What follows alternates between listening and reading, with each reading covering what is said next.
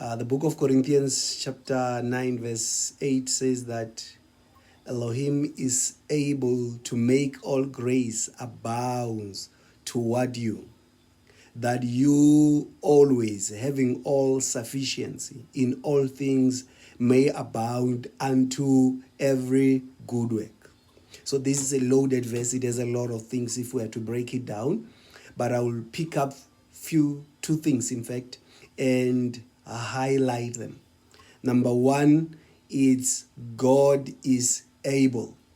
And that will be my key emphasis today. And the last part will be the good work. Now, I want you to understand that there is a good work and there is a God that is able to make someone sufficient to meet or to do that good work.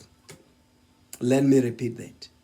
There is a good work that needs to be done, but there is a God or Elohim who is able to make someone sufficient to be able to do that work.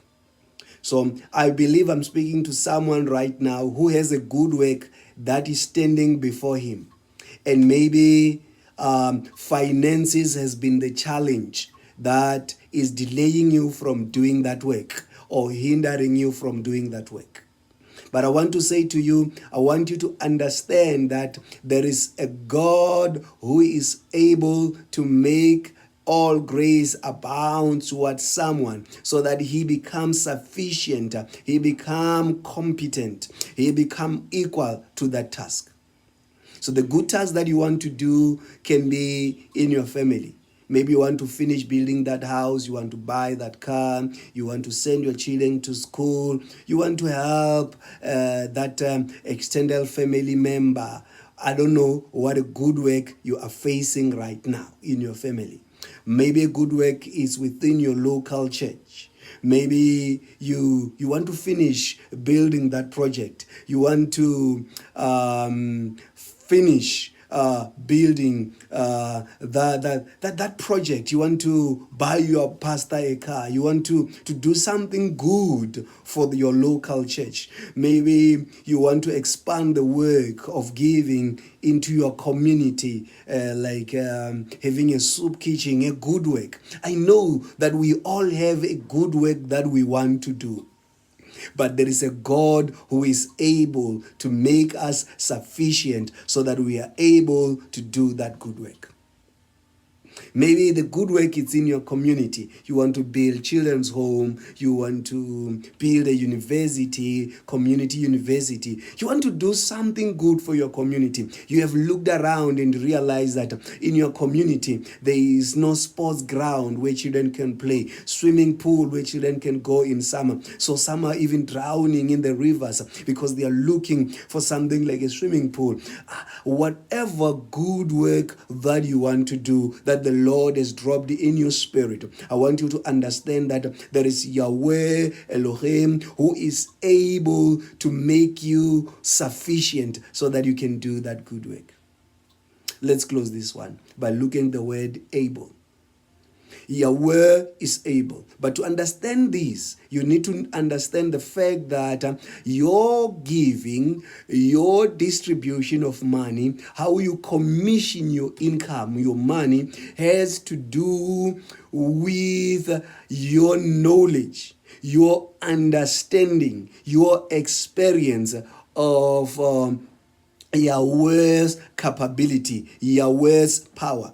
For the Corinthians, the work or the good work that was standing before them, it's a work of raising funds so that they can deal with the challenges that the church that was in Judea was facing, a problem of drought. So they needed to raise funds. But Paul says, before you begin raising these funds, I want you to understand that you don't have to look into your pocket. You don't have to look into your bank accounts. You don't have to look into your investments. You just have to understand that when God brings an opportunity, when God allow a need to be there, is because he already has a grace that he wants to give to someone so that he can be a solution to that problem. And I want you to come with me and understand that if there is a need in your family, it's because there is a God who is able to make all grace abound toward you, that you will be sufficient for that task and meet that need. If there's a need in your local church, there is grace for you to be able to match up to that need. The only thing is you don't have to look into yourself. Look unto the one who allowed that needs to be there, Yahweh Elohim, our creator. And this is very much important that you begin to understand that he is able to make all grace abound toward you, that you always having all sufficiency, you may be able to meet that needs.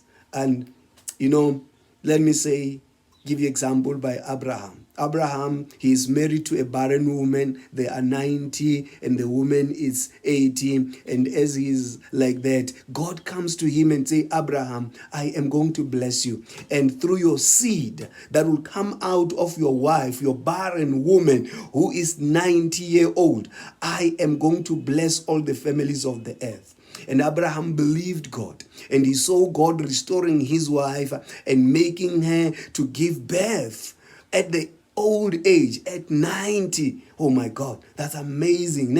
And when he saw that and listened to how God introduced himself to Abraham, Abraham, I am Yahweh El Shaddai. El Shaddai, which means God Almighty, the creator of the heavens and earth, the one who made everything that we see, who holds the universe in his hand. And Abraham saw how God worked mightily in his life. And one day when Abraham comes to him, when God comes to Abraham and says, Abraham, I want you to sacrifice unto me your only beloved son Isaac, the one that I said I'm going to use to bless all the nations of the earth. Abraham responded by saying, Yahweh, I will do as you say. And he sacrificed. And when the writer of Hebrews decode the actions of Abraham, he knew, he believed that God is even able to raise him from the dead, because figuratively he even got him from the dead. My God, this is very important, that when you